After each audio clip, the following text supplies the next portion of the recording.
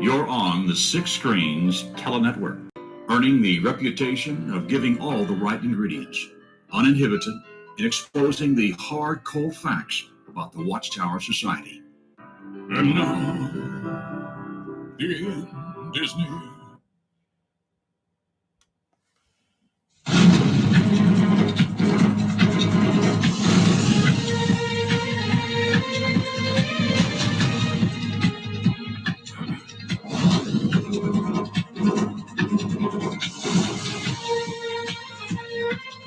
Well, hello everyone, and welcome in to Saturday night's JW World News. Wow, we've been doing it now for 16 years. We never missed a Saturday night, and we're going to bring you right up to date on what's going on behind the curtains of the Watchtower. So stay with us.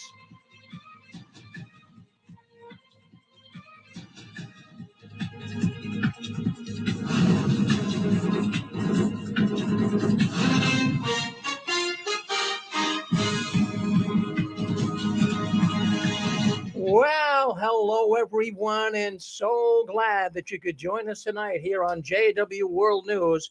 My friends, we have got a good program tonight. We're looking forward to all of you folks coming in and enjoying the news with us. We have people that'll be coming in, calling in from all over the world and sharing their stories with us.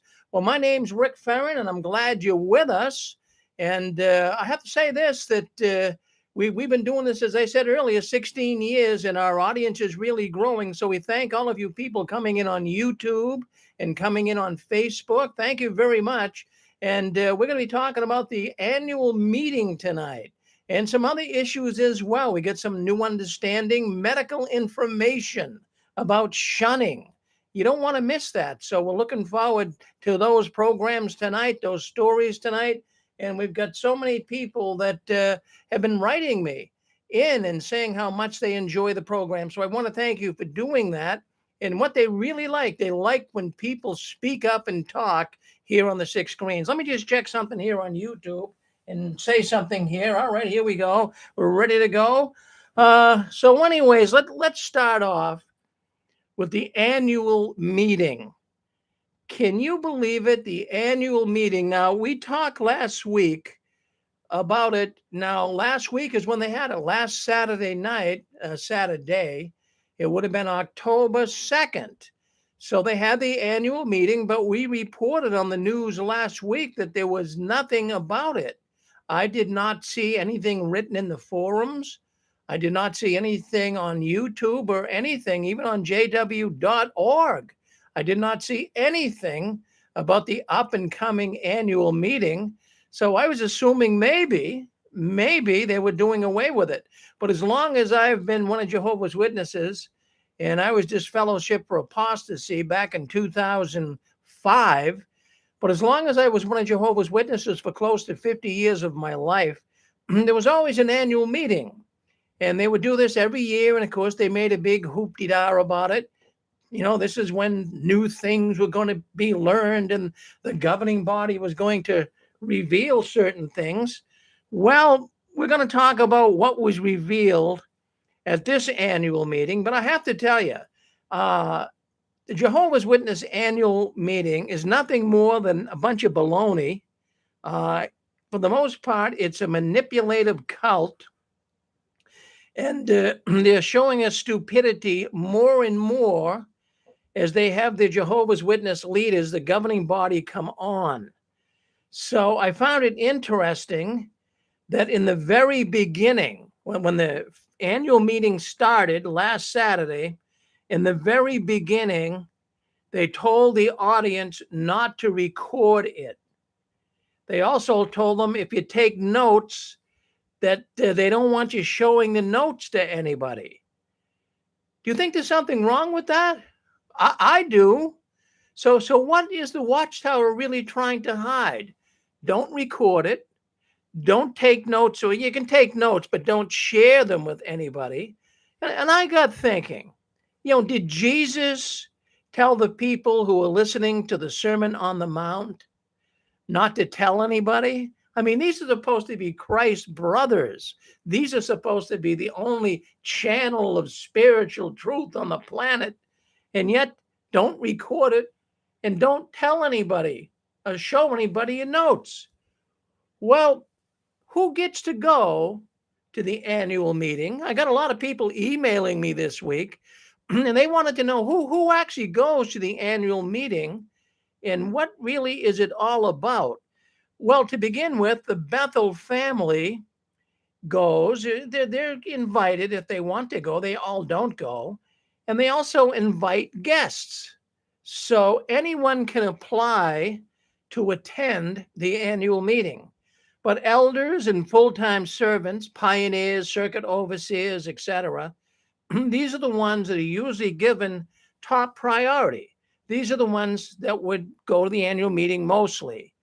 And I want you to realize, too, they span around, they show the audience, and the audience is always a good indicator of who the hardcore believers are. And the audience was mostly comprised of old people. They're all very old. And younger people, for the most part, well, they're not interested in the Watchtower any longer. And the organization is something they're not attuned to. They're leaving in droves. So you really didn't see any very little amount of young ones there. They're not going to travel to go see the governing body buffoon speak. So anyways, it was interesting that during the course of the meeting, when they first announced it, first of all, there are voting members. And they did announce that. At one point, it was specified that there's 300 men of the Watchtower Society who must vote either in person or by proxy. So I'm not sure why they didn't mention women. Is it only men that have to vote? Now, the voting here is stockholders. They have to have this meeting, a corporation meeting, at least once a year. And the Watchtower does this because of state law. And they have to vote on certain issues concerning their monetary position and other important changes that would be going forward in the years to come. Now, there are other spectators that do go to the annual meeting, and it's mainly a business meeting. And as I said earlier, it's required by corporate law. The Jehovah's Witnesses, the Watchtower organization, as you guys well know, it's a private company. It's not like when you see business news and you see all of these public companies, they report to the stockholders how much money they're making, and next year looks better than the year before and all of that. Well, the Watchtower doesn't have to get into telling everybody in the world what their financial picture is. But by state law, the shareholders have to come together. And the shareholders, by state law, they have to hear what the Watchtower is doing with their money. So we do understand there's at least 300 shareholders, and they vote on what the Watchtower is going to do in up and coming events and with their money. Now, the corporation, the Watchtower, must give adequate notice to the shareholders or directors, and they maintain this annual meeting. They take minutes or notes of the meeting, which are a written record of the procedures or proceedings at the meeting. So that's what goes on. In fact, it's part of their fiduciary duties. Do you know what fiduciary duties are? Well, a fiduciary duty, that is someone who is handling someone else's money, that they have to report. For example, if you had a stock advisor and you hired him to buy stocks, most advisors have a fiduciary duty that they have to look out for your interest even more than theirs.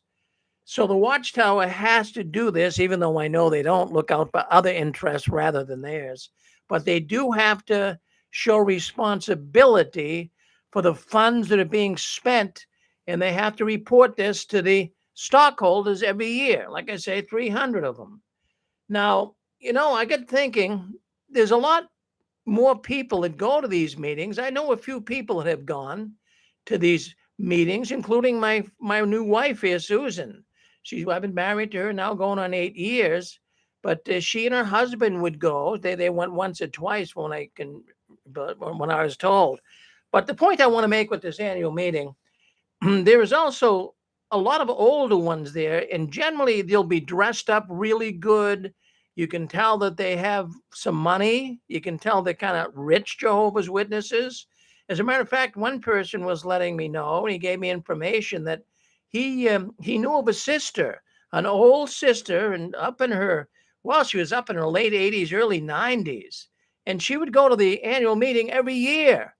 And she would say that she would go because she was a personal friend of the governing body. And then the sister told this man that gave me the information that they would ask her every year to come. And the reason is because she is rich. And she actually told that to the brother that I got an information to me. And she said the reason why she would go is she's rich and she would give big donations to the organization every year. So those in the audience, you can rest assured, many of them are big donators to the Watchtower. In fact, I believe that the Jehovah's Witness circuit overseers, I believe they're more involved with people in the congregations as far as their wealth positions are than you would think. And I'm thinking that even many circuit overseers, in fact, all of them, well, they know who the Jehovah's Witnesses in the congregations are who are wealthy. And then they will report these ones to the organization, and the organization will target them, trying to get them to give them a will or trying to get their estates turned over to the Watchtower. Friends, this Watchtower organization is evil. But anyways, I wanted to bring that to your attention, and we'll talk about more in this governing body meeting. And I'll give you a little idea what was said. In fact, governing body member Sanderson, well, he was telling the audience that each month there have been peak publishes in some branches. In other words, he's saying that the Watchtower organization, the Jehovah's Witness numbers are exploding with peak publishes. That's a bunch of baloney. He must be kidding. I'm going to use the word, he must be lying. He realized, I'm sure, but didn't mention it, that probably the reason why they did have some increase in publishers is because the hour requirement to be a publisher was set basically at 0. You didn't have to even report time to be known as a publisher. So you can see that, manipulating the numbers, massaging the numbers, whatever they would do, making changes. So, they've been playing this game for the last few years, changing the rules, moving the goalpost, if you would, so that they can appear to be getting new members. Now, I believe that the situation for new members is even worse than they're willing to show on this service report. I mean, Watchtower does have a history of lying, right? They actually have a strategy, strategy, that allows them to lie. And for years, their history shows they've been misleading people. So why wouldn't you expect the Watchtower to show books that are not correct? Or why would you expect the Watchtower to be honest with you when it comes to reporting how many publishers they actually have? Now, I have to say this, and you guys know it. I know I'm preaching to the choir here. In the last year, the ex-Jehovah's Witness activism has really peaked up. That's really got more and more noticeable for people. We had 2 big documentaries on television, one on the Vice Network, remember that one, and one on ABC News. And friends, if you get in there and you look, take a look at all the YouTube channels. A lot more views on YouTube. More and more people are getting in and looking at it. These are all witnesses that have had enough. And I think the work of all of the activists, all the work that they have been doing this year, will be seen in the research, in the service report in about 2 or 3 years. You see, the reason for that is many Jehovah's Witnesses don't leave straight away by waking up. It takes some time. They stay PMOs for 2 or 3 years. but it's definitely going to show up in the next 2 or 3 years, and all the people have seen the activism at work. So all of you activists out there, no matter who you are, keep it up. Keep it up. It's getting people out of the so-called truth. And another thing, it's more it's more of a chance today for the Jehovah's Witnesses to see these documentaries about them, all the critical negative news in them. It's more easy for them. They have a better chance of seeing it today than they did a few years ago. Why? Because they have more time. They're not going to the meeting as much. Many people are spending more time at home, and they feel less guilt that they're not really going to the meetings. Nobody's putting a guilt trip on them.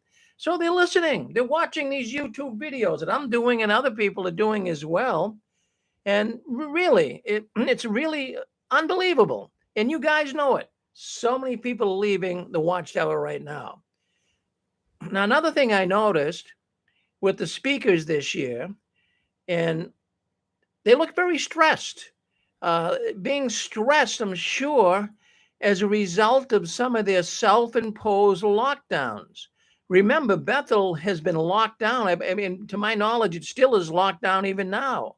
They have put themselves in a position that's very, very hard to deal with. They're feeling more stressed because of this, I'm sure. So it's a different year for the annual meeting. 2021 is going to go down in their history as a year of pivoting, a year of trying to see where they are and catch up on what they think the organization's doing. And you know what they did too? They did have some talk based on pornography. Now, listen, I'm not going to advocate pornography, and I'm not going to say that people should look at pornography. But, they did make a big deal out of it. And as long as the rank and file are thinking about it, they can feel shame about it. Yeah.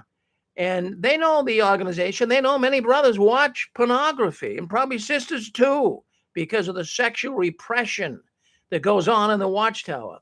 Shaming people, making them feel guilty in order to keep their self-esteem low. It makes them easy to control. Don't you think so? Don't you think it's easy to control a person that doesn't have confidence, doesn't have self-esteem? Their levels are very low. Don't you think it's easy to control a person like that? Of course it is. And that's definitely what the Watchtower does. Now, people, I just want to give this thought to people that have this guilt trip. Many are feeling very guilty. And even as a PMO, I mean, you're physically in, you're mentally out, but you're having guilt grooves. Let's call them that, guilt grooves. They got deeper in your mind, kept going deeper and deeper into your mind when you were one of Jehovah's Witnesses. And now you're getting out, you still have these guilt grooves. And see what this does, the Watchtower loves to give you guilt grooves or a guilty feeling, a guilty conscience, because people will start regulating themselves. If they can make you feel guilty all the time, oh, I better not watch that. That's an R-rated movie. Oh, I better not read that book. Oh, I better not get on this YouTube video. They're apostates. As long as they can keep you guilty, these guilt grooves can really do a job on you. So that's why so many Jehovah's Witnesses, when they leave the organization, even when they're in the organization, they have to spend a lot of time with a therapist. And they have to have their brains rewired. Yeah, it's because these grooves are so deep. This guilt feeling is so deep, it takes a long time for it to come out. And that's why many will say, I've been out of the organization for 10 years and I still feel guilty about things. So, yes, let's just think about that for a second. Do you feel guilty about Christmas, for example? Do you have a hard time even getting a tree and decorating it and buying presents? And do you still feel guilty about that? Well, many ex-witnesses do. You should try to think, and say straight after, once you have a thought like that, let's just focus on Christmas. So suppose you have a thought about Christmas and you say, oh, that's bad, that's pagan, I don't want to get involved at Christmas. Say immediately, once that thought comes into your brain, say immediately, no, Christmas is good, it gives me joy, and it isn't harming anyone. You have to rewire your brain yourself. Now, I know it's easier said than done, but you got to keep telling yourself, you got to keep getting this garbage that the Watchtower put in your brain out. They rented space in your head for too long. You've got to evict it. You got to get it out.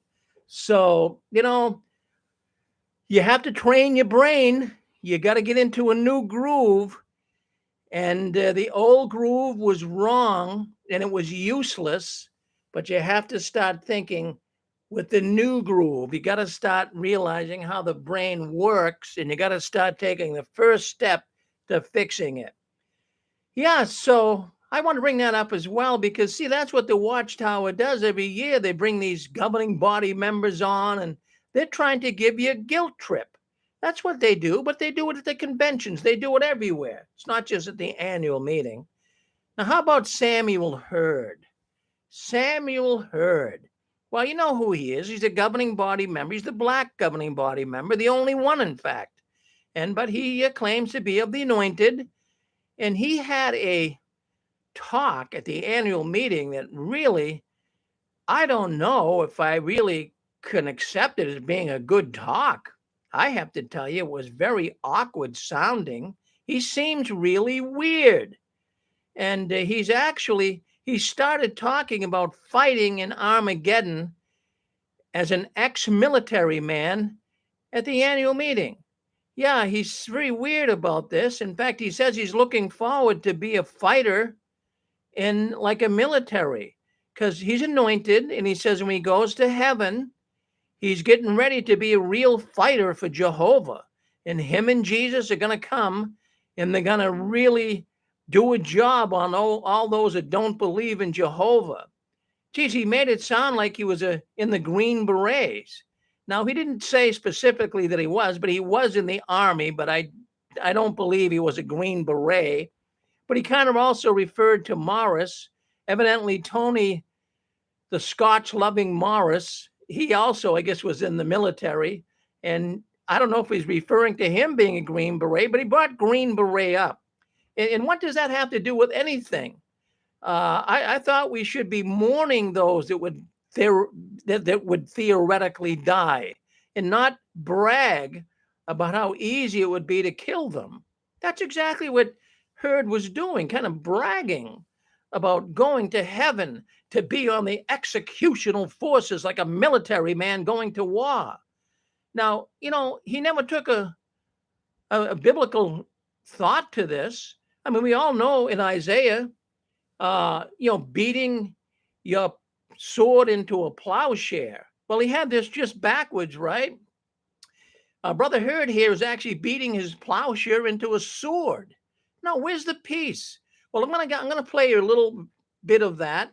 I want you to hear a little bit of this. I do have a clip here with Hurd. So just give me a second. I'm going to put the clip up. Let me make sure you can see it if you're on Facebook. Let me make sure we project it to the other screen. We're going to duplicate it. All right, let's see if it'll come up here. All right, I think we do have it up. So let's play this here. You'll hear it if you're on you'll hear it if you're on Radio Network. This is Samuel Hurd, and he is speaking at the annual meeting. Let me get the screen a little bigger for you so you can see him. There he is there. Let's listen to what he has to say. I think you'll find it fascinating. Now, who are called, chosen, and faithful? At that time, it will be the resurrected anointed. So when the anointed are called to heaven, one of the first assignments is to fight. Yeah. Now, that's interesting. Well, he's actually liking the idea of fighting. I'm going to be an anointed one. And he is an anointed one, as he claims. And I go to heaven, one of the first assignments I have is I'm going to fight. Is that nice for one of Christ's supposedly brothers to say? Listen in. Some of us were fighters. before we became true Christians. Some even served in various branches of the military. Didn't they, Brother Morris? Yeah, he's referring to, he says that some of the governing body members actually, some of the anointed actually served in various branches of the military. And then he was in the military. And then he also made reference there to Brother Morris, Brother Tony Morris Tight Pants. So, he's identifying him and at least Morris as being fighters. We were in the military. We're ready for action. That's the feeling I get. Listen to him. Some were Green Berets, not Brother Morris.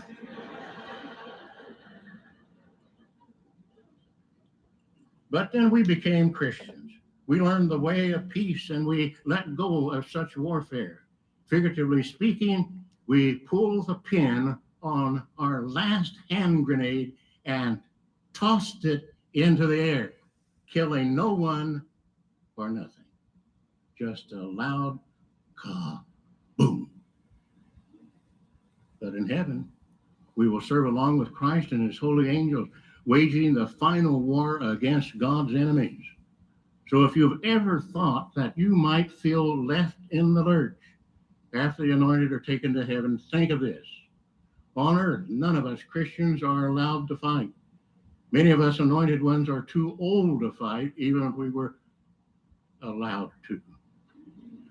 But in heaven, we will be mighty, immoral spirit creatures, fighting alongside our warrior king, Jesus Christ. Believe me, we can and will do you significant more good in heaven than we ever could as imperfect humans here on this earth. What do you think of that? My goodness gracious. I mean, I can't believe. See, this is also what's destroying the Watchtower. Having men like this come out and deliver a talk like that. How can the audience clap? You here on earth, you're too old to fight, but when I'm anointed and am anointed and go to heaven, I'm going to be a fighter. That's what we're going to be. My goodness, can you believe that? Unbelievable. But this is what's going on in the Watchtower. This is what's so crazy. These men seem to have a hope that the angel of death will come upon mankind, as if being military trained means anything when you're an angel with superpowers, a spirit being. Well, why would you need... Why would angels have to be even fighters per se? Maybe figuratively, but they got Jehovah behind them. Why didn't he say that? No, he's saying he's going to be a literal fighter, and he was trained in the military. Herd tells the audience that while they are fighting in heaven, the other sheep on earth, they just need to hide. Basically, it will be a game of hide and seek. He says you will hide and they will seek. So he squeezed that in. He's saying that, you're going to have to hide from who? From the enemy. Yes, they're coming after you. See the scare tactics, how they weave them in. So what I feel here and my feelings on this Brother Herd's talk, it's really sickening. He tells the audience to just be there to enjoy it, meaning Armageddon and the fighting. Enjoy Armageddon and the fighting? Are you serious? That's going to be the worst catastrophe that ever hit this earth. And he's telling you, sit back and enjoy it. And, Armageddon will take care of it all. He also says that Jehovah will never abandon you and you will not be disappointed. See, they got to squeeze that in. They got to keep that loyal following of theirs. You won't be disappointed. I'm going to do the fighting. The anointed will do the fighting. You just kind of hide and you'll be taken care of. Now, I noticed at the annual meeting, the only brother that didn't give a live talk was Brother Loesch. Well, my friend at Watchtower, the one that invited me down there to see him and to interview me for a possible position on the governing body. Boy, am I glad I didn't take it. But Brother Loesch Well, they played a pre-recorded talk from him. He may not have been feeling well, but he was in the audience. And I think they're really afraid to bring him on stage. He's getting older, and I believe they're very much afraid as he might say something crazy. So they played it safe, and Brother Loesch was the only governing body member that did not give a talk at the annual meeting. Now, did anything interesting come out of the annual meeting? Did anything at all that kind of got you thinking? Well, Jackson kind of suggested there was going to be some new light, but I don't know what the new light was. Jackson gave his talk about the righteous and the unrighteous being resurrected and the book of life. He specifically states that he was presenting new light about halfway through his talk and says he will go over it again. But I've never got the idea what the new light was. It doesn't make any sense to me. Well, what is the new light? There was no new light. Now, they discuss their position. Now, maybe this is the new light. I don't know. Maybe this would be it. But he discusses their project in Sydney, Australia, where the witnesses, Watchtower, is building a large movie studio there as well, just like they want to do in Ramapo. But they talked a little about the Sydney, Australia movie set, and they're going to make videos, and they're also going to be doing and filming their Jesus series. So they go through the usual stuff about this and that being miraculous. For instance, they would pray for something they needed, and within no less than a half hour, they would get it. Jeez. Well, why is it that Jehovah doesn't help them more than he is? You know, they say it's miraculous how Jehovah helps them. They pray for it, and no more than a half hour, they get it. Yeah. So, I mean, I was very disappointed, but I've always been disappointed in the annual meeting. I never went there personally, but I'll tell you what, nothing ever came out of the annual meeting that was any monumental happening in the Watchtower. Now, Tony Morris, well, that's Tight Pants Tony. Well, he's the one that was caught buying $1,000 worth of Macallan Scotch up in a liquor store in New York. Well, Tony Morris III, yes, he gave a talk about when Armageddon would happen. Oh, it's just going to be the same? Oh, the crowd, I'm sure, was saying, our governing body member, Tony, he's going to tell us when Armageddon's going to happen. He expresses, I'm even surprised he brought this up.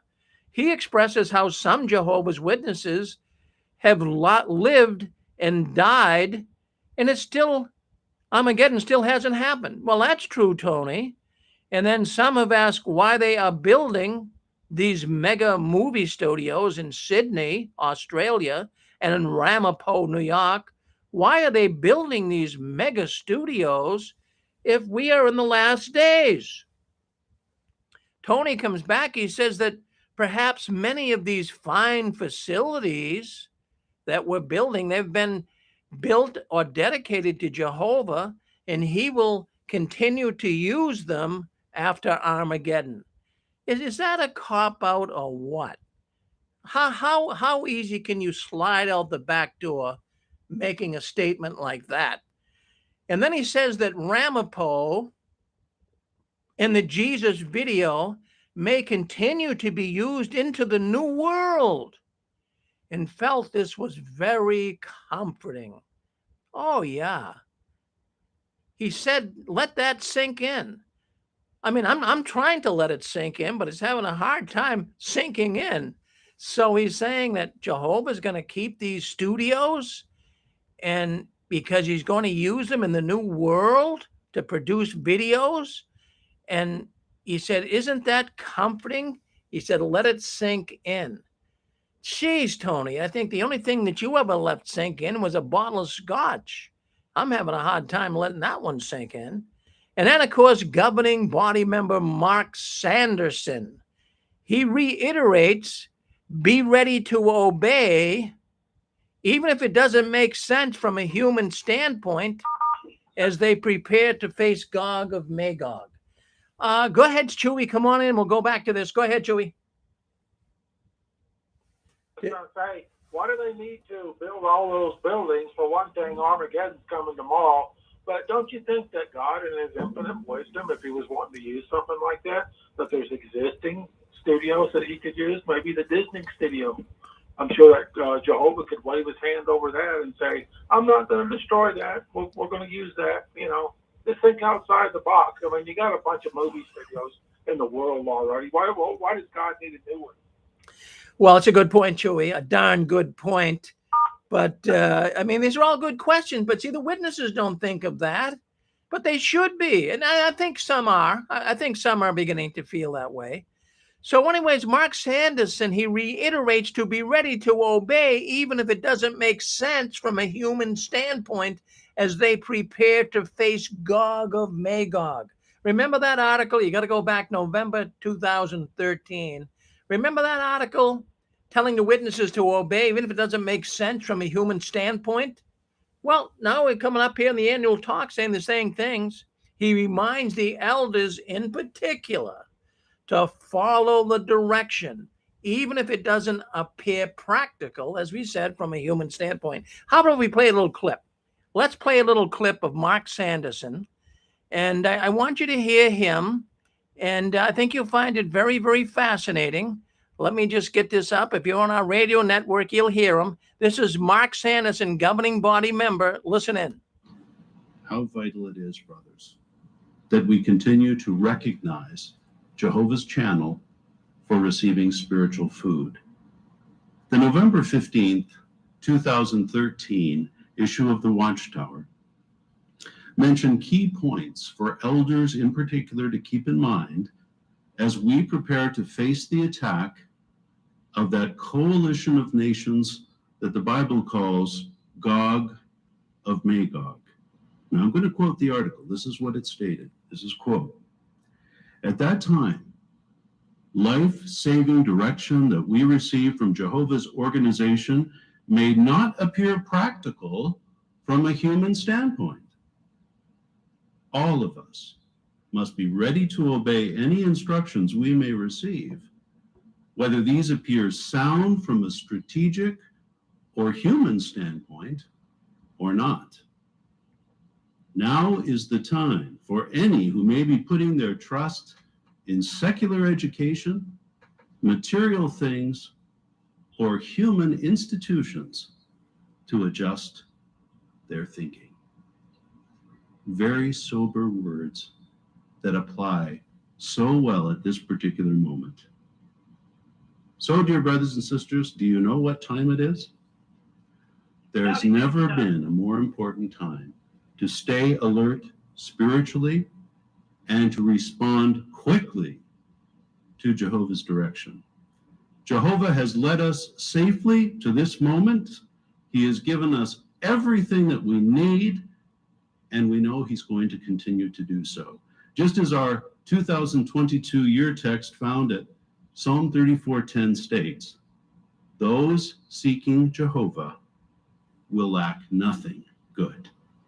So, dear brothers and sisters, be determined to continue to follow our leader, Jesus Christ, and the channel that He is using today. Because if we do, we will have everything that we need and right on time. Wow. So there you go. I mean, what do you think of that? I'm wondering, this idea of following the direction of the governing body, even though what they're saying doesn't make sense, would you do that in real life? If you went to the doctor and he said to you, now, this is what you got to do, Rick. Take this, that, and I'm saying, wait a minute, I'm not going to do that. That's going to kill me. That's like drinking Drano. I mean, don't just do it. I mean, would you really do it? Are the witnesses really going to take that line, even though it doesn't sound correct from a human standpoint? Just do what we're telling you. Well, would you take that for an answer? Absolutely not. Unbelievable. But the witnesses are doing this. This is crazy stuff. But I think go ahead. You're on with us. Go ahead. You want to speak up? You're on with us. You're on JW World News. Go ahead. All right. It's Pixie. Cheers, Rick. Hope you're having a happy Saturday. I thought in the old days with the witnesses that after Armageddon, we're with the real Christ. So why would we need a movie Christ? Well, yeah, I didn't think of that. So they're using these studios to do this filming of this Jesus series. I mean, they're not going to have to really do that after Armageddon, are they? No, it doesn't make sense.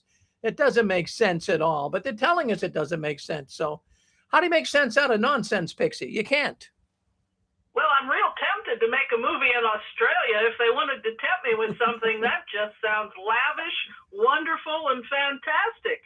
And they're doing fine because they've got steak at the farm up there in New York. They've got their own cattle. We know they've got their own whiskey, and they're going to have land in Australia. And how about those Pandora Papers? It's legal to have offshore. I looked into it this week, but I bet they show up somewhere on those 11,000 pages.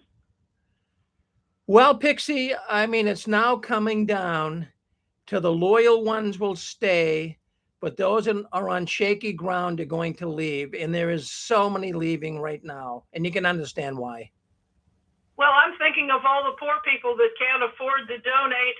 I had delicious Swiss cheese on my mac and cheese tonight, but I hadn't seen a piece of meat in 2 months. So people are suffering out here in the real world. And like I said, they've got a farm with cattle on it. well, Have listen. a good night. Well, Cheers, you too. Enjoy your mac and cheese. Enjoy that. My goodness. It's always good. Well, good for you. Good for you. Well, there you go. That's Pixie coming in here tonight, and we always appreciate Pixie. So, I mean, basically, yes, Dan. It's Dan. Hey, yeah, I was just listening in, Rick. It's crazy, man. These guys are getting crazier. I mean, they kind of tell you don't use your mind when we first come in. They say we're the mediator. But now they're telling you do not use your mind. I mean, we are going to be everything to you. And at a moment's notice, we want you to do this and do that. So I'm curious what they're going to ask him to give next. Because here's the thing, Rick. Nobody is coming in there right now. You can't recruit people over the internet. You can't do it, especially with these speakers, these nutcases, like the guy saying he's throwing around bombs. And, I gave up war, but I'm going to join the biggest war in heaven. And, I mean, I'm going to kill so many people alongside of Jesus. I mean, what a message. What a sicko message. But, Rick, these guys are getting crazier. They're getting nuttier. I mean, when I listen to these guys, I'm like, holy crap. I mean, you know why they're doing it, Rick? Because nobody's coming in. Nobody's ever going to go in there from outside. So they're going to have to squeeze these guys for everything they got, and that's what they're doing. Listen to us no matter what. And they're under mind control. We that got out of there, we're far out from it. But a lot of these guys are under mind control, and they're like, oh, my God, let's be ready. Know what time it is because the governing body's going to, they're going to tell us what to do next. Can you imagine, Rick, still being in that? I mean, they're going to fleece them. They're already taking their money. Every video you play on there, they're asking for money. They're shaming them for their money. Oh, my God, Rick, this is crazy. You know what it's like? It's like sitting back and watching someone be abused. And for me, it's my family. My family is still in there, part of them. And they're fleecing them. And, I wrote some things to my brother the other day. I sent him some things online. But he rejected them. He called another brother and said, yeah, Danny's sending me stuff. And I kind of felt bad, but I thought, God, I got to say something, because he's under mind control. But it really is, Rick. It's like watching people be abused. It's like you and me sitting back. It's like watching these poor brothers, being scared to death, thinking it's Armageddon and ready to do whatever Watchtower said. That's pretty scary, Rick. It almost sounded like Jim Jones. I swear, when I heard that guy talking and saying, do whatever, it doesn't matter, whether it sounds, right or not. We want you to do what we tell you to do and when you do it. Holy cult. This is a cult, Rick. I know we've said it, but brothers and sisters, you should be happy that the 7 up there are kind of buffoonish because should a couple of them go to their reward and they get a charismatic leader, watch out and don't drink the Kool-Aid and And remember that Jones had guns too. Yeah, well, I like that thought, Pixie, but I like what Dan said too. I like how he likened this to Jonestown. He likened it to the mass suicide, drinking the Kool-Aid. I mean, it's some.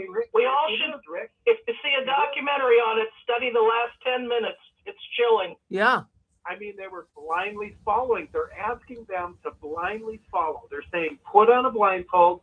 This isn't going to make sense. And do whatever we tell you. I have never heard such a thing, Rick. I have never heard such a thing. I cannot believe I'm hearing this from the governing body. I mean, they're gone, man. These guys are cults. And I know I've said it already, Rick, but I'm freaking out. I'm wondering what they're going to ask of my brother who's still in. I'm wondering what they're going to do. I mean, these guys don't know what to do, Rick. They've been brainwashed. This is the mediator. This is their medium. This is their channel. I mean, if people would just dissect those words, what is a channel? People go to a channel medium to get what? Information. Well, their information has proved false and false again and false again for 100 years. These are false prophets. And my God, Rick, if people don't get out, that's why the Bible says get out, because you're going to suffer. You're going to lose property. You're going to lose money. You've already lived in shame. You've given them everything you have. And I had to laugh, Rick. I had to laugh because they're saying you're going to have everything. What have you given us, Watchtower? You've taken back everything you've given us. You've taken back the kingdom halls. You've taken back your false prophecy literature, your literature that you said was channeled from Jesus. You talk about following Jesus. This was channeled from Jesus. We channeled it right to you. Now you're asking for channeled literature back. You're saying it was wrong. Get those volumes. Get them back in here. My God, Rick, these guys are getting worse, and I'm wondering where it's going to go. I really am now. I'm starting to, because I don't think they're going to stop at anything, Rick. Got to work with the people they have. The people they have are under mind control, so they got to work with those. Anybody sane listening to these guys would say these guys are insane. Nobody's going in there from outside. That's it, Rick. Thank you. Well, that's the bottom line. Dan, don't drink the Kool-Aid in a room without windows. That happened in Toronto with a very rich guru that attracted many, many rich people, and they all died. Oh, my God. Well, I can tell you, Pixie, Dan is going to be the last one that drinks the Kool-Aid. I'll tell you that. But I'm just saying that when you look at the last 5 minutes of the documentaries on some of these cults, you know how it starts. Look at the last 5 minutes. They've got guns and Kool-Aid. They've got windowless rooms. They've attracted rich people. They've bamboozled people. And the end is always tragic. Yes, it is. Yep, I saw that Jamestown massacre. But these guys are turning out just like them. They're identical. Don't use your brain. Don't think. We're going to tell you what to do here. We're going to tell you exactly where to go. And now don't think about it. We don't want you to take one moment and think about it. We want you just to act because Jehovah's telling you what to do. Wow, Rick, they've turned them upside down. They've fleeced them. They're taking their money. They're shaking them every which way. They're scaring them to death. And they're telling them that they're not going to lack anything. These people are destitute spiritually, Rick. And I want to say one more thing. You know, as far as this guy that you were just playing that says he just can't wait for the big war so he can just, get involved with Jesus and genocide everybody. The Bible says, what good is it if someone loves and loves those that only love him? He says you're no different than the tax collector, but he says, I tell you to be my father. Those who would love their enemies and pray for those who persecute you would be like my father. And I can't help but think, these guys are not like the Father. They have taught death ever since I've been in them. They've been talking about genociding everybody, genociding anybody who don't know Jehovah's name. I mean, and it's still genocide. And I'm going, my God, that's not God's message. I'm sorry. That is not God's message. There's more messages in that Bible than that crap they pulled out.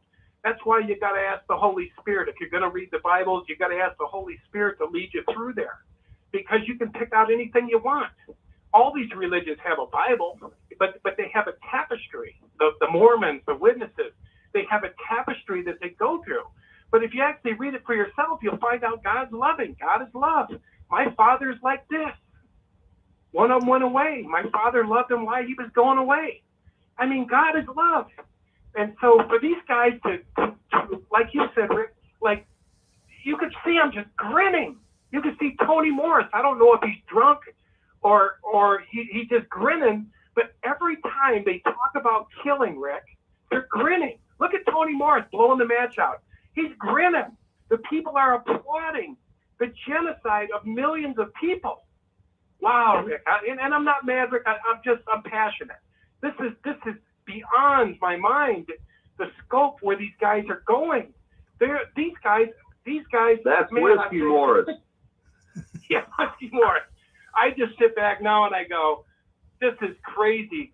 Rick, it's getting worse. That's all I just want to say. This is getting worse. And I pray for those brothers that are in there. I mean, I really do, because they're under mind control. And probably they don't know where to go. The end's here. You know, we can't leave now. But hopefully the Holy Spirit can break through this garbage, through this fear, through this charade, through this illusion, through all of this that the Watchtower has going on. I mean, they've been running this show too long. This is the Wizard of Oz at its best. This is the Wizard of Oz at its best. I mean, they go see the guy behind the curtain, like you said, Rick. These are guys behind the curtain. I don't know, man. For people to come online, Rick, and say that they enjoy, that they're going to enjoy killing and working alongside Jesus to kill all of God's children, which we all are, is sickening. Is sickening. And I'm praying that this comes to pieces. I believe it is. Go ahead. Hey, Dan, it's Constance. Good to hear from you, dear. Hey, you know, yeah, hi, honey. I just wanted to say what's interesting is, you know, for those listeners, when you start mentioning Jim Jones, I was in my early 20s, and I'm originally from the San Francisco Bay Area. So Jim Jones was literally in my backyard. You know, his church was about 15 minutes from where I lived. So it was the People's Temple in San Francisco. But anyway, the point I wanted to make, it's very, very interesting because, like I said, it was November 1978. And, you know, I'll never forget it. The news was all over the San Francisco Bay Area about what happened in Jonestown. And what I wanted to say is, you know, over 900 people, it was a mass suicide. They had the Kool-Aid and it was strychnine in there. And, you know, they were all the way over in Guyana. And what happened is Leo J. Ryan was the congressman in the county where I was from, San Mateo County. And he wanted to go out there. And the reason why he wanted to fly all the way to Guyana is because he has, well, he's passed away now, but he had 4 daughters. And one of his daughters was involved with Jim Jones. And then there was a cameraman that was with him, of course, and the cameraman had a family member that was involved. So they wanted to go down there to find out what in the world is this People's Temple and what are they doing? Well, the point I'm trying to make, Dan, because you said something really pertinent.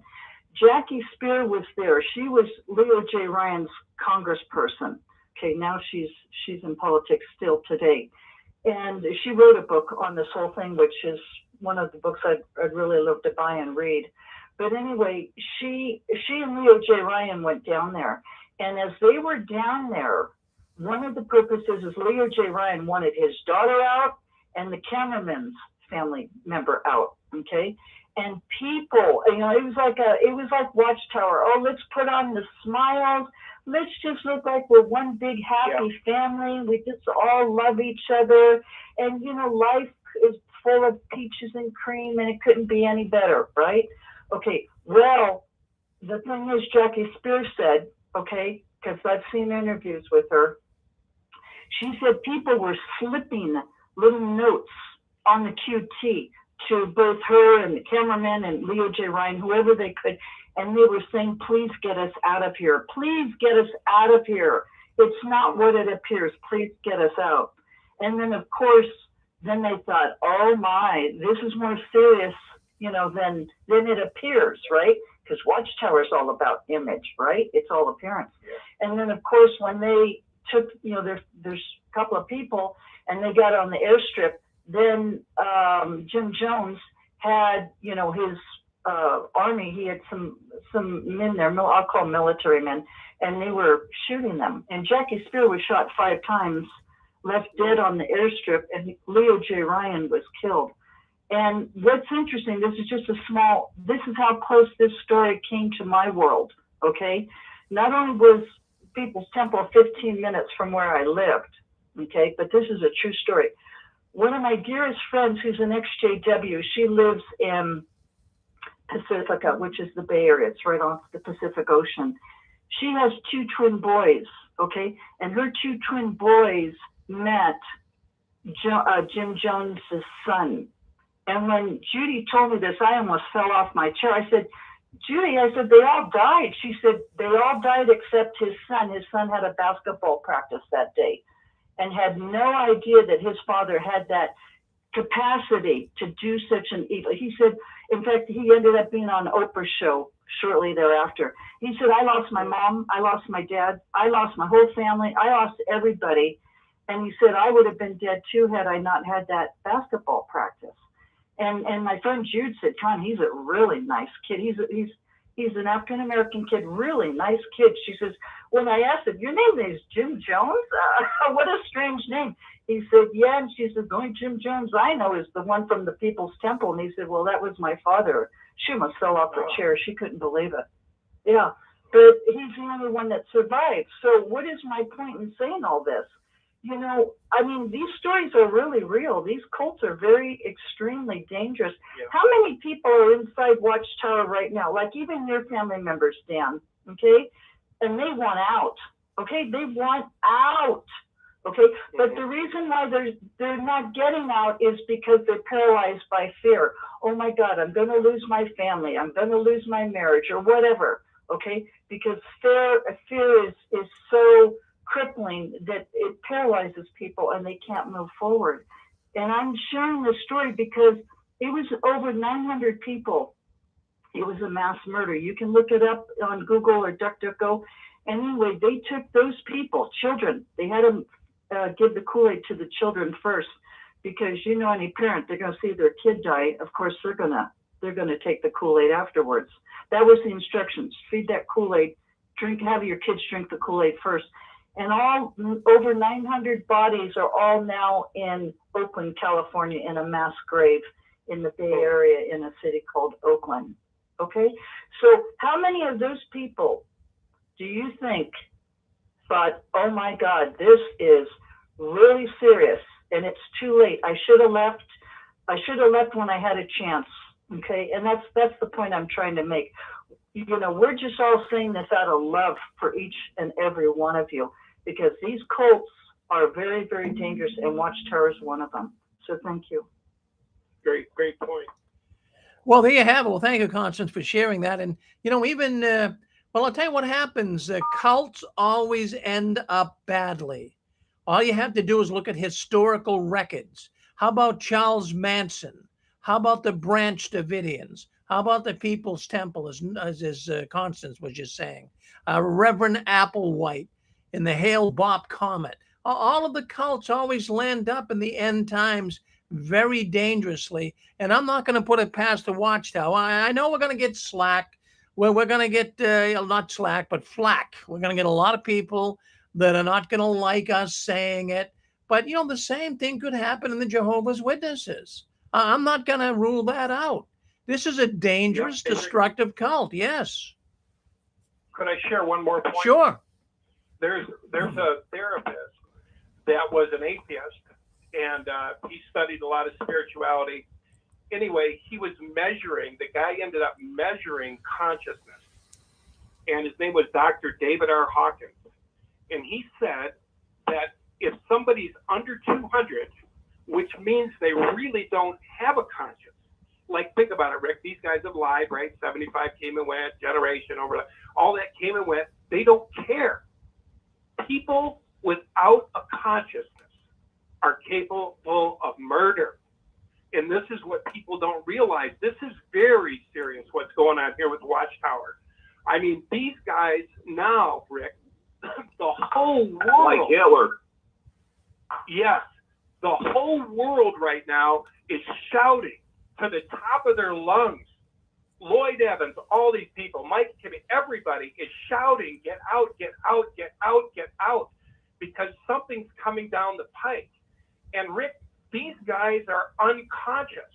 They've refused to be conscious, which means they're totally in their ego. They're totally in their flesh, and they're capable of anything. They want people obedient. They wish people were dead who left, like slave owners. If you leave, you ought to be dead. You know what I mean? That's Tony Morris. This is the governing body. Rick, these guys have a murderous disposition, and I am not inflating that. Listen to their videos, begging for the days till we all genocide. Morrison begging for the days when all apostates and gay person will be killed. That's what he said. Won't you be glad when they're all gone, never to return? Then he lights a match. Rick, that is a murderous. This is a murderous disposition. These guys have no consciousness. What we're saying, there's a car across the street, sorry. But what we're saying is in no way an exaggeration. These guys love power. They're narcissists. They won't be wrong. Man, I'll tell you what, we better be praying. Every one of us better be praying for family inside there, because these guys are about the worst psychopaths I've ever seen. And I have a hard time, honestly, just standing outside. I feel like my hands are tied watching these guys rope a dope, just make stuff up as they go. And they do not care. This is what's getting to me. They don't care. And I'm like, oh my God, these guys are more psychopaths than I realize. I mean, if the whole world, they're desperate now. Yeah, thousands and thousands and thousands and thousands of videos are being made every day. Hundreds of people are saying no more. It's everywhere you look. These guys could care less. So man, I'm wondering, like Constance said, man, this thing could get real ugly, Rick. This could get real ugly. So I just pray, man, that there'll be some intervention, that something happens here. I mean, they're just building another property up there in New York and Australia. They're just building something else they can sell. They went back on everything else they've said.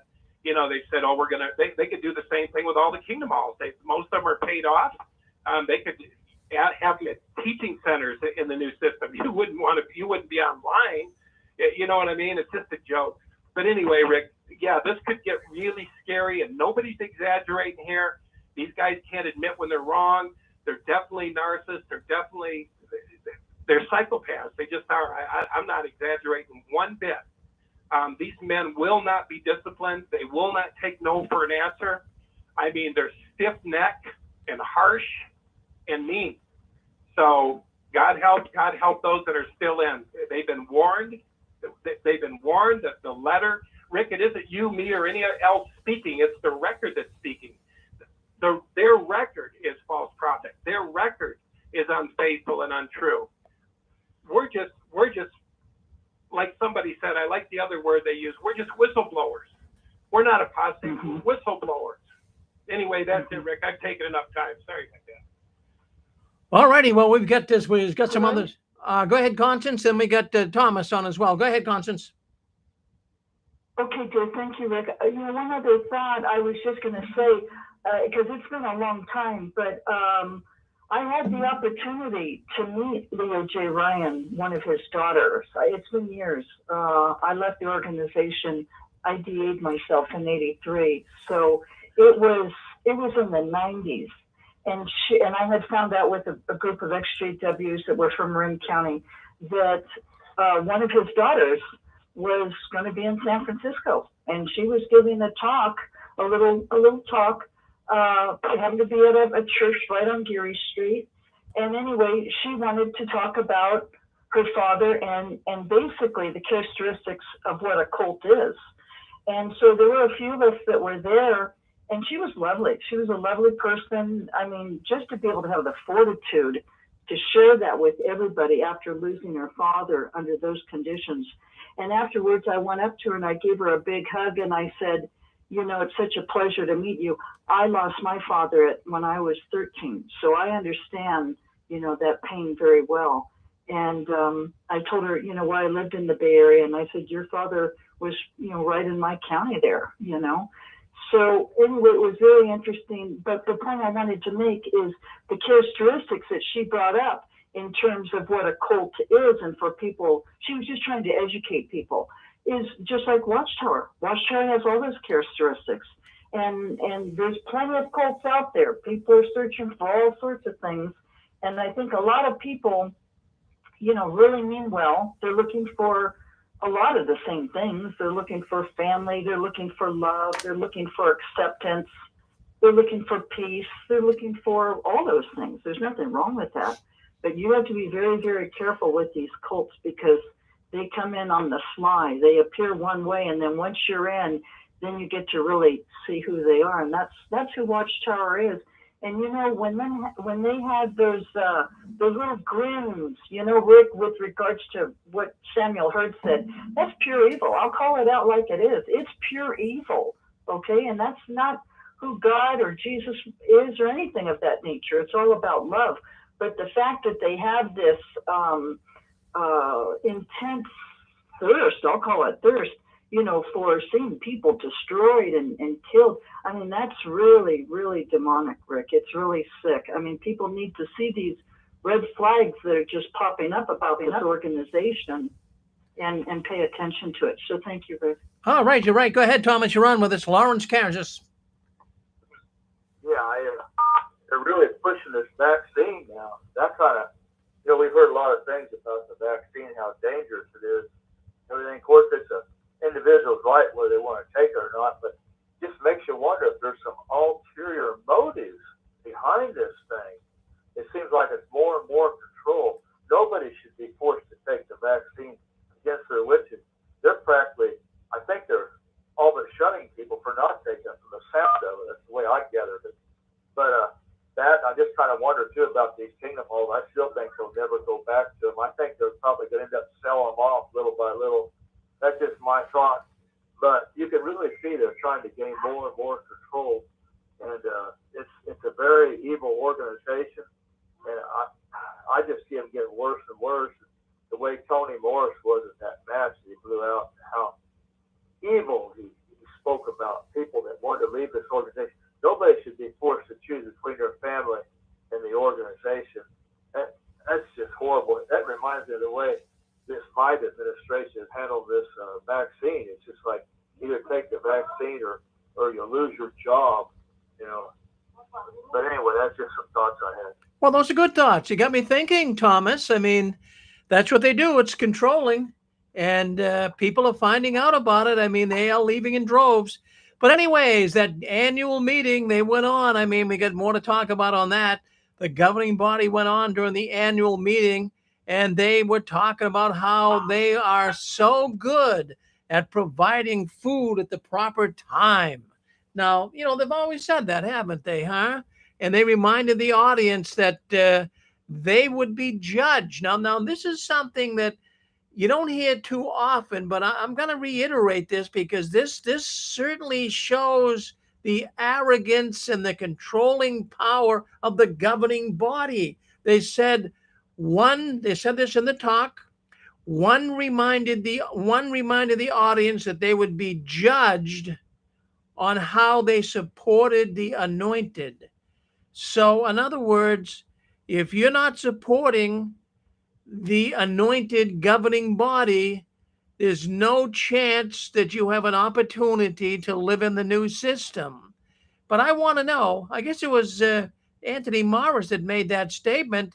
But Tony, Scotch Tony, where is the Bible in all of this? Does the Bible say that only Jehovah's Witness facilities will survive Armageddon, and they will be continued to be used by Jehovah after Armageddon? And all of the stuff that they're mentioning, they're not giving thought to. And even give this a thought, okay?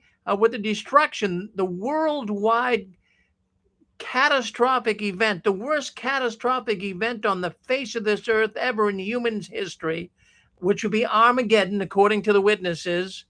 What about the worldwide electric grid, along with the 5G cell towers? Are they going to be operational? Think about it. Not to mention all of the devices that we have now intact and work because of the internet and the electric grid. Now, we're going to see, look what just happened during the hurricanes that came in recently in the south part of the United States, and the grids were down and cell service was out. So they think that the worst catastrophe that ever hit Armageddon, whatever hit the earth, that's Armageddon, is going to have cell towers still standing. How is all this going to work? Really, when you stop and think about it, it's just not sensible at all. And then you're going to need educated people to make all of this work. You're going to need engineers. You're going to be people that understand the internet. They're not in the Watchtower. They don't have educated people. They don't have engineers for the most part. So, just stop and think about it. It's not going to happen. This is all foolish. So the closing remarks brought out what the elders need to focus on. They have to focus on the article in the Watchtower, on the Watchtower, November 15, 2013. And that, of course, is getting prepared for the coming attack of the Assyrian. Oh, yeah, the Assyrian attacks, and the elders must be absolutely convinced that Jehovah will deliver us. At that time, the life-saving direction that we receive from Jehovah's organization may not appear to be practical, as we said, from a human standpoint. All of us, this is what they said, governing body member, all of us must be ready to obey any instruction and move forward and don't look back. Isn't that something else? And I'm just to the point that I think it's disgusting. It's terribly disgusting. And the governing body is one of the main reasons that I'm going to tell you right now why many Jehovah's Witnesses are leaving. Most of the governing body look like decaying corpses right now. They really, really do. In fact, many of them look like bloated corpses. Seriously. They're not in any way connecting with the witnesses. Would they connect with you if you were still in? Not at all. Just the way they speak, the way they look, the way they act. And, they're wearing makeup too. And even with makeup on, they look terrible.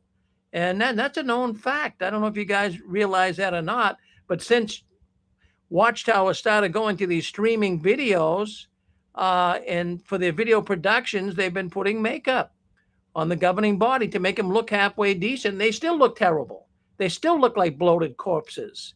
So, this has been going on. They're trying to become more mainstream like all the other tele-evangelizers. And we should all be enraged. Not just us ex-witnesses. We're enraged too, because I'm worried about my family still in there, as you just heard from Dan. He's also worried about his family that's still in the organization. Well, what is going to happen next? We know that Kingdom Halls are being sold off. The numbers are way down, according to some of the figures I'm coming across the net. Fake Zoom meeting attendance, elders leaving, the pedophile cases, governing body hiding records, courts all over deciding against them.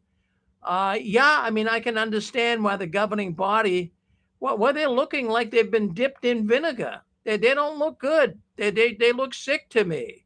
I think that, yes, Randy. I was thinking for the last few minutes about how you told about Samuel, governing body member Samuel Hurd, bragging about his past military experience and looking forward to serving in the military in the heavenly army. Yeah. And if I was a Jehovah's Witness and I had a chance to ask him one question, I would ask, you know what I would ask him?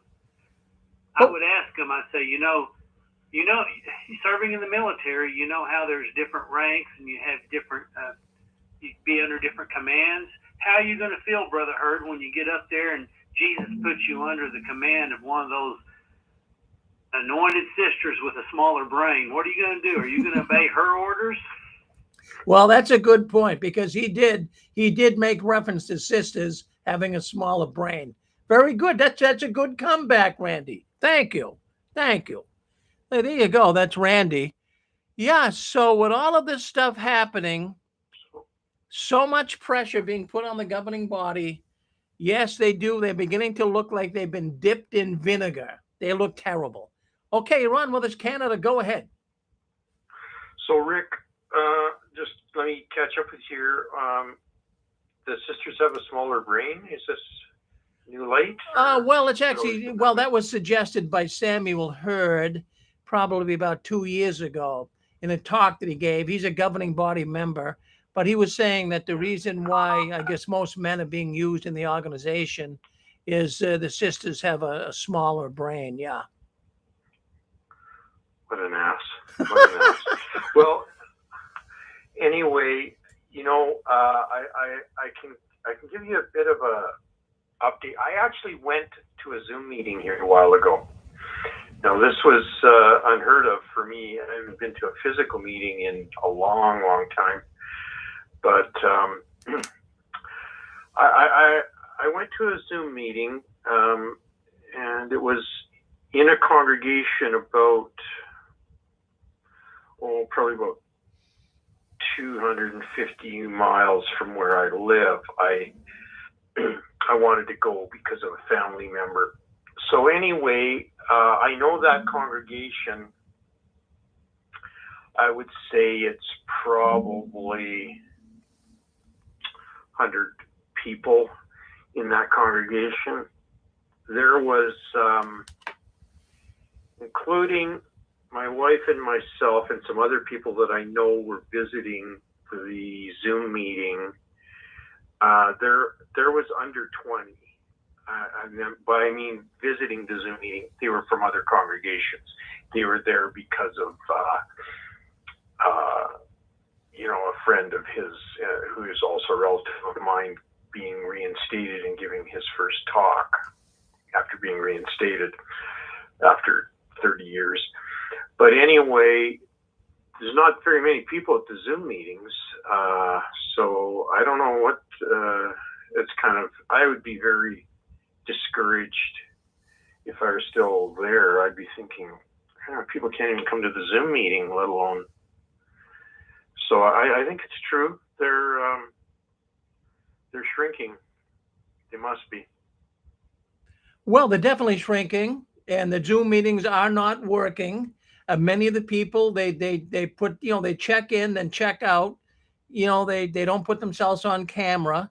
And now many of the people that are not doing this, from what I understand, they're getting picked on by the other witnesses. Some of them being shunned, I guess, because they're not following the instructions of getting on Zoom. And I mean, all the other churches, Brian, are going and meeting now. I drive down the street. There's a Methodist church right down the street from where I work, where I live. And there they are. There's the cars are there. The parking lot's full. What's going on with the witnesses? You drive by a Kingdom Hall, all you hear is crickets, you know? Yeah, you know, I was going to ask that.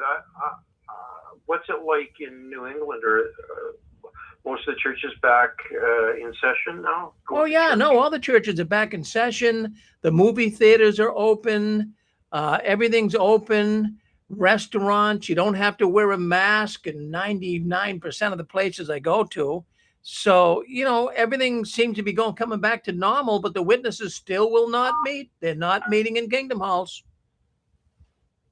I wonder what they're going to do. I'm still a little bit, I don't know what to think. But maybe all the detractors, they're right, you know. They're not 8.5 million strong. How many? They were claiming to be 8.5 million strong, and they're not. Yeah, it's unlikely. I think the pandemic in general is going to be hard on all churches. People got used to not going to church. It's going to take quite a few years before numbers go back up. I think at any church, a lot of churches are going to go bankrupt like local congregations will go, there's not enough money coming in to run the place. But yeah, I think they really have a lot of strange problems. This guy, Rick, when you're talking about what they look like on their website, these governing body members, the one guy is downright frightening because he's so goofy. I just don't know how they can actually think that, he's the guy with the wide eyes. That's Stephen Lett. He's the one that looks like, he reminds me of Marshall Applewhite from Right. Heaven's Gate. Exactly. Is that the guy? Is that his name? That's his name. His name is Stephen Lett. And, I would cut him a little slack, but then I'm starting to move aside from that. And the reason is because at one time I thought he might have had like Bell's palsy, which is a condition of the facial muscles that kind of contort and act weird. Because, his face, he's very, very animated. So he might have that, but I don't know. I think he just over exaggerates things facial expression wise. And he doesn't, nobody really, anyone who would see him would instantly reject anything he says because he doesn't look normal, Yeah. Well, and that's the other thing. You're going to think, if this is the leaders, if I don't want somebody like this leading me. I want somebody who inspires some confidence. So I don't know what they're trying to do, if they're just so inward looking that they don't understand how foolish they look. It's a bit. My son was just remarking on it to me this morning. He said, it seems like they've gone bananas compared to even when I was a teenager. The people who are leaving are coming out even way more damaged than when he was a teenager and he decided he didn't want to have anything to do with it. His mother and I hadn't quite got there yet, but he's quite. He just feels bad for them all because it seems like it was easier to leave and not be. Of course, in our family we wouldn't have done any shunning. I think that the shunning hurts people a lot. They're so worried about losing their family that then they still can't. They just can't take it and they leave, and then they are shunned. So. I don't know. There is one thing I wanted to ask you, Rick. I don't know if it was the same when you were, I'm talking 40 years ago now, like in the 80s and 90s, 70s, 80s, and 90s. Do you remember how we used to look at the governing body back then? We didn't ever see them really. Maybe once in a while, somebody from the governing body would show up at an assembly or something like that, but they didn't really show pictures of them. They didn't really even talk about them that much. A little bit, I think we sort of knew who Nathan Knorr was and that, but we didn't. There was kind of a secretiveness about them, and it kind of made them more. What's the word? More mysterious and more. Well, there was a mystique. There was a mystique. Yeah. In other words, that you kind of. In fact, I'll tell you what. Back in the 80s and 90s, and even before all of this JW streaming, you'd be hard pressed as a witness to even name the governing body. You maybe if you could name one or two of them, but you didn't even know who they were because they had a mystique. They were hidden. But now what we've got is you see these people coming out. And they're showing themselves to the world, and all of the nonsensical things they are saying, it's waking people up. They're seeing their arrogance, their lack of humility, and they're not showing a good attitude even to their brother who supposedly is Jesus. And so seeing how these guys are acting is causing a lot of people right now to leave the Watchtower, Brian. Yeah, and it does seem that, well, I don't know, maybe now that there's so much information on the internet now, and there's more, like when you started out 15 years ago, there wasn't much for very many places for people to go and find. It seems like there's a lot more now, so maybe people will get enough information that they won't be so badly traumatized. I guess trauma is the right word. Oh, yeah, no. Well, 16 years ago when we first started, there was only like 9 people on YouTube doing videos. And now there's like 200. I mean, it's really proliferated. And, there wasn't many websites. It was Silent Lambs, Free Minds, the 6 Screens of the Watchtower. There wasn't much going on back then, but we weren't getting any points on the scoreboard. But Brian, we are lighting the scoreboard up lately. We're getting points. Yeah. Okay, well, I just wanted to pop in and say hi. So that's Brian, it's all really very interesting. It really has changed. Yeah, that's what I understand. I like I say, just he's been for some reason on his feed, his YouTube feed and stuff. He's been getting a lot of what's the guy's name in Zagreb? The guy in Croatia. What's his name again? Oh, Lloyd Evans. Yeah, he's been getting a lot of Lloyd Evans stuff. I don't care for him much myself. I mean, wonderful. I've watched a bit of it, but anyway, he was saying, like, I think that Lloyd is pretty helpful, at least from what I can tell, for people who want to hear, some of the things that he's got to say. I think that he's helpful. But anyway, my boy was telling me that he's just astounded at how bad it is for people that are leaving now. Like, there's a lot of damaged goods coming out. And well, what happened my mother has been gone now for a year. She died at 102. And she was baptized in 1936. So I came home to do the care of my parents. And after being away in corporate America, I said, okay, let's have the Bible study lady come. So the sister came. She did not know the basics of Christianity 101. She tried to extort my mother's house from her and said, well, the governing body are Jesus's brothers. And my mother at 102 looked at her and said, no, Jesus' brothers was James. So she didn't know her Bible. Then she tried to get my mother's house, and my mother said, you worker of iniquity, depart from me, I knew you not.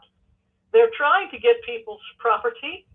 They have this record of child abuse, but they don't even know the Bible anymore, and they have the governing body as our mediator, and that is simply not Bible. No, I know it's they've really, all of the things that were a little bit extreme in the 70s and 80s, they've taken them to their fullest extent, it seems like. So, and it's very hard on the people that are get all of this nonsense put in their heads. Yes, it is. Very sad, really. Because they were fine people and good, honest people. And a lot of them feel that the Watchtower has dispensed God to them, and God is so much bigger than that, sir. Well, you're absolutely right, Pixie. My goodness, we've got a lot of people coming in here tonight. I just want people to know what's going on, just to let them know what you're listening to. You are on JW World News. And we are on 4 different networks right now. We are on YouTube. We are also broadcasting live on Facebook. We're on our 6 Screens video suite, and we're on our radio telephone line. And we're so glad that you're coming and be with us tonight. We've got more to talk about, so why don't you hang in with us? We've got more to talk about, and I don't know if you guys noticed it or not, but lately there's a lot more shunning taking place. More and more people are being shunned, people who are not even disfellowship, people that are not even been disassociated. All of a sudden, they're finding their family is not wanting to speak with them. They're being outright shunned. And they were speaking to them for years, but all of a sudden, here in the last 6 months, something has changed. Something has changed. Now, I know for a fact that this happens every year after the summer conventions. Some years are worse than others. It's kind of gone to a higher degree this year with the governing body constantly screeching and fear mongering about apostates. I mean, all summer long during the conventions, special talks, updates from the world headquarters of Jehovah's Witnesses. So many family members who were not even disfellowshipped or disassociated are feeling the harsh punishment of shunning. People are being distanced. The Watchtower is ramping up shunning. And I came across something, friends, I want to share with you. And I want you to think about this for 1 second. Just stop and think. I just want you to just sit where you are and think how damaging shunning can be. And let me just reiterate this. Very, very damaging. I'm going to read you something. I think you'll find it fascinating. But, what is one of the most important things? What is one of the most joyous things in life? Isn't it your family? You came into this world. You have a mother, a father, sister, brothers, cousins, aunts, uncles. You have friends you met at the Kingdom Hall that were like your family as well. And boy, you really brought them into your life. You grew up with them. And now all of a sudden you're being shunned. I mean, you want to talk about a shock to your system. Well, what's more encouraging? What's more faith strengthening? Well, what's more comforting than having good family and friend relationships? Nothing is. Nothing. A good job, more money in the bank, a bigger house, a bigger car? No. The most important thing in life is a good relationship with your family and your friends. And the Watchtower knows that. And what they do is they deliberately put a hatchet to it. They cut it. They sever the ties that you have. Now, I came across something. I want to read this to you. I think you'll find this very, very interesting. And listen closely to this, because this, my friends, is something that really caught my attention. And it's concerning shunning. And I came across this online. It's from a book, The Biological Domain is the name of the book. And I came across this in the book, which really shows how hurtful, how damaging shunning can be. It says researchers have begun to make progress in identifying the underlying brain circuitry for the pain caused by social exclusion. Social exclusion. You could call that shunning, right? Social rejection or exclusion has often been described as literally painful. Brain research suggests that social exclusion is medicated by components of the physical brain system, such as the anterior cingulate cortex. The fact that people use words like hurt, wounded, and damaged when they are socially excluded may reflect the shared brain circuitry through which physically induced pain and socially induced pain are mediated. Okay, I hope you get what's being said here. So what's being said is there are psychological consequences of shunning. You can actually not only feel psychological consequences, but you can also feel physiological consequences. Medical research being done on this now understands that when you have all of these psychological consequences and family disconnecting and not wanting to speak with you, and the hurt and the damage, it now can roll over into physical or physiological consequences. So, this is something, the effects can be devastating to not only one's mental health, but their physical health. So, I wanted to bring this to your attention. And the Watchtower, as even Dan and Constance and some of the earlier callers were speaking about, the Watchtower has a murderous mind. They know how hurtful, how damaging it can be to have you cut away from your family and friends. People commit suicide. People have mental issues all their life because of this feeling or this guilt trip or this position that the Watchtower puts you in when you're being shunned. It can be very painful, very, very painful. And I wanted you people to realize that, but the Watchtower utilizes it. It's a weapon in their toolbox. It's a weapon they use, and they have a murderous attitude.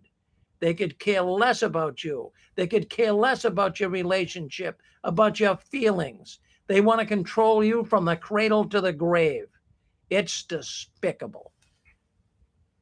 Yes. Hello, Rick. Yes. You brought up an excellent point. I mean, we all know that pain. And I have to say, Watchtower does that intentionally. Okay? I'm calling them out for what it is. They do it intentionally.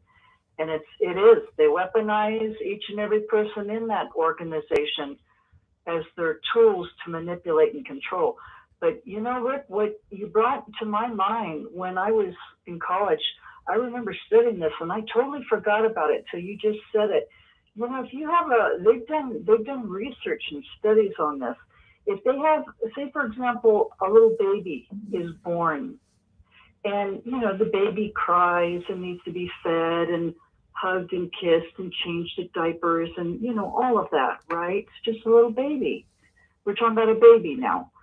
They've done research and studies that if that baby is not touched, kissed, has absolutely no human contact by the mother or anybody else. Now, I don't know who in the heck would do that, but they have found that that baby will eventually literally die. Isn't that something? So you think about those who are born and raised in the organization. All they know is the bubble of Watchtower. That's all they know. Their family are witnesses, several generations, maybe people in the congregation. They don't know anything outside of Watchtower, with their teachings in the world of Watchtower. So it is really devastating for someone who's born and raised in. There's no doubt about it. But, it's all possible. And it is a weapon. And Watchtower uses it. And they know it's all about their weapon to control everybody, to keep everybody in line. It's like a little Hitler. You're in the concentration camps there in Auschwitz, Poland. Yeah, you better do what we say because otherwise we're going to murder you.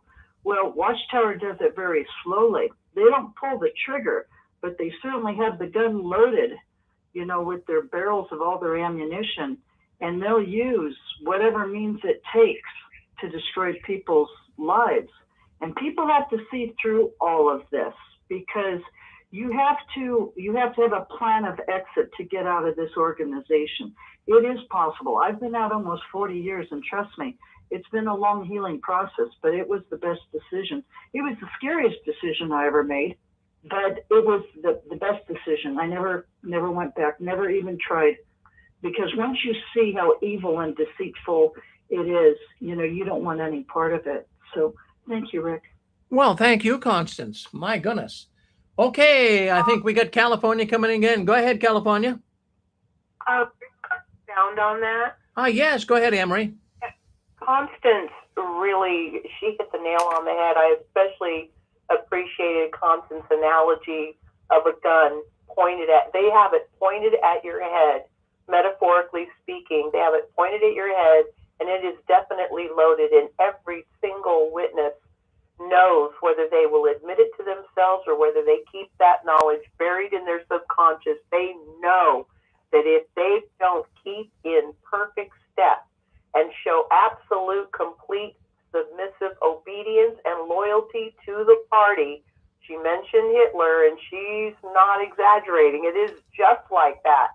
They know, even if it's only subconsciously, that they step out of line in any way, even with the tone in their voice, in any wording of a remark, in an expression on their face, they can be pulled into the back room just like the Gestapo would pull people and arrest people and torture them. They will be grilled and drilled as to their loyalty to the party, aka leaders of the Watchtower. And as far as the shunning, as you guys were all talking about, this is a setup from the get-go, back to the old days. If they got somebody in the ministry to agree to a Bible study from the get-go, as soon as they can bring it up, they warn them about, now, anybody who's your friend or your family, somebody might tell you that, oh, you shouldn't be studying with Jehovah's Witnesses. That's Satan. Right from the very beginning, they try to separate you and to see, not only to separate you, but to see your own family members as potential enemies, and not just enemies, agents of Satan, trying to keep you from Jehovah, from learning the truth. And then when you're in the organization, anybody who isn't a good standing member in Watchtower is bad association.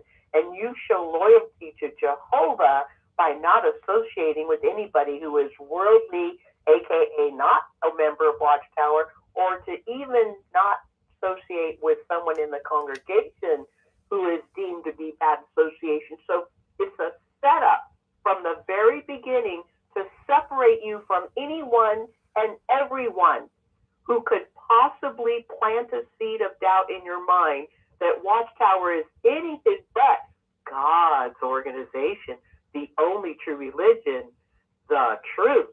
So that's why, like you were saying and Constance was bringing out, it's a setup from the get-go.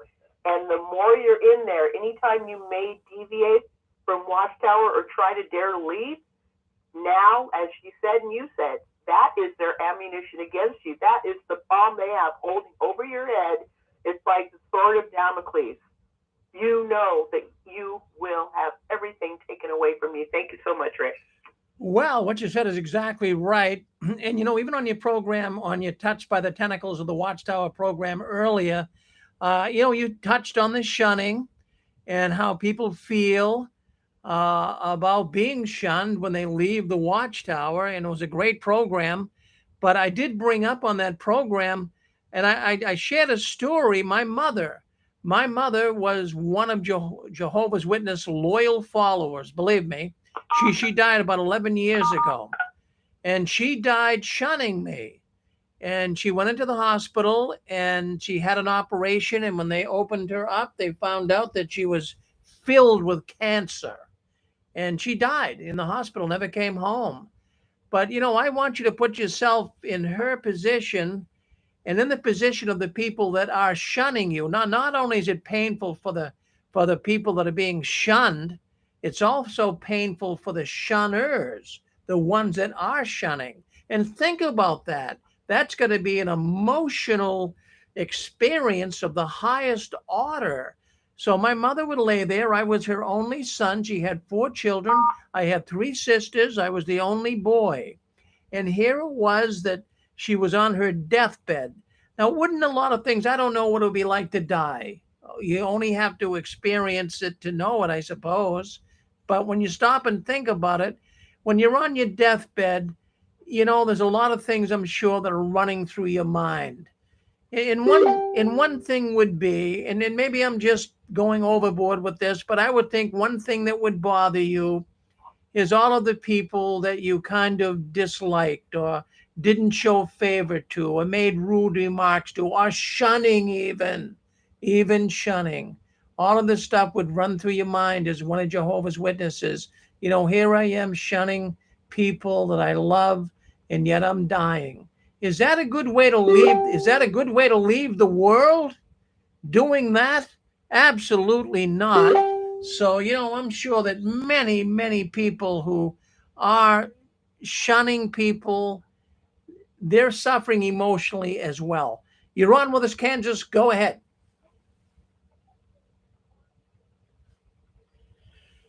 Kansas, you're on with us. Yes or no? We're going to mute you if you're not. All right. All right. So there we go. But that's what I'm thinking. It can be just as painful for people shunning as the people being shunned. Well, that's my feelings. So anyways, we got more to talk about here tonight. I just want to see if Reese, are you on with us? Hit *6. If Reese is on with us from the belly of the beast, Reese seems to be missing in action here tonight. It's his night for a program. I'm not sure where Reese is. But Reese, if you're on with us, speak up now, please. Let us know you're with us. Just checking in. Usually he's checking in by. Yes. Hi, this is Larry from Cameron. Something just clicked in me. It's nothing really new. It's just a slight different perspective. Going through what I went through and what I saw in the presentation that they gave for the memorial they gave to my parents. Excuse me. They were really elevating my father. He was such a good person, and everybody liked him, and the kids liked him, and everything. And what somebody said earlier today, I'm not sure who it was, but he was saying that the witnesses, and he was, I think, talking especially about the organization itself, that they like power. Well, that power spreads downward. And if you've ever watched chickens, there's a pecking order, and the ones that get pecked, you would think that they'd be more merciful with the other ones, but then they find somebody else to peck on, and it goes on down. And sometimes the one on the bottom pecking order starts pecking the ones on the higher pecking order. It's just a different chicken. So what happens is, yes, the organization likes power, but they give enough power to the individuals under them, first to the elders, to the pioneers, and then to the individuals. They do give them power to report others. You know, if somebody's out of line, report them, tell them. And so it's really becomes, they don't even have a conscience when it comes to shunning or disfellowshipping. Even the family members, they think they're righteous in shunning. I'm not saying that some people might not, like maybe your mother, Rick, maybe she felt regret that she shunned, but pretty much the organization teaches them not to have a conscience, not to care, not to, in fact, to feel good about shunning. And that gives them the power and gives them the arrogance. Oh, we're just a little bit better than everybody else, just like the Ku Klux Klan looking down on other people. So it gives them power. It makes them feel better about themselves. And the whole organization is designed that way. Just like Hitler. If we think about it, Hitler had his people that he gave them power, and then they gave people under them power. And even the individuals in the country had a certain amount of power to turn in other people. And to feel like they got patted on the head. Oh, this is for the fatherland. And everything's for the organization today with the organization. So it's just so twisted and so inhumane, and devious, satanic, demonic. The worst things you could say, it covers all that. Well, I'm with you. No, nice commentary, Larry. Very good. You laid that out fine. I agree with you on all of it. Thank you. Well, there you have it. Larry John Wayne out of California. Man, I'm telling you, the Watchtower just keeps going and going and going, but not without ostracism, not without being noticed by a lot that is showing, well, they're starting to see the mistakes the Watchtower is making. But anyways, announcements and reminders. Of course, we do have that man that sends them to me. Where they come from, I don't know. If this man is up in the Watchtower, or whether it's elders of some type that have privy to information, I'm not sure. But I get it from Atlantis, and some of you guys might get it too. I know a number of other YouTube video people get it. But anyways, there's an announcement and reminders that just came out this week. And the Watchtower, you know, they like to read these announcements. You guys remember when you were Jehovah's Witnesses in the Kingdom Hall, right? We all had these announcements and reminders. Well, anyways, we get these before the witnesses even get them. But anyways, let's go with appreciation for donations in support of kingdom interests worldwide. So it says for 2021, the annual letter of appreciation for donations is being replaced by the video, "We Always Give Thanks to Jehovah." This video will be included in the midweek meeting part. "We thank Jehovah for your love," which will be presented during the week of November 1st. All right, let me stop right there. So, you know, they're using a lot of videos lately. And videos can really play on your emotion, right? My goodness, they play music and they have soft-spoken brothers and sisters. And so now what they're going to do, before they would, you know, they would always read a letter and thank you for all the contributions you made for the year, but now they're going to do it by video. Yes. Yes, go ahead, Canada. Well, I think I was just going to tell you, Rick, Reese typed in on the suite that he's here. Okay. So maybe that's him. Okay, good. All right, good. So we got Reese coming in. I didn't hear from him, so I wasn't sure. But let's see. Is Reese there with us? Yeah, I'm here, Rick. Okay, so we got Reese coming on here next. Yeah, so anyways, these announcements they're now going to do, you know, every year they would announce, you know, right after the service year ended. Thank you, Brian, for that message, by the way. But every year, what they would do, yes. Go ahead. You with us? We got two Canadas coming in. Go ahead, Toronto. Toronto, you're on with us. Oh. You're with us, Toronto. Turn. Is that you, Rick? That's me. Yeah, turn your radio off or whatever you get the speaker going. Turn that off so I can hear you.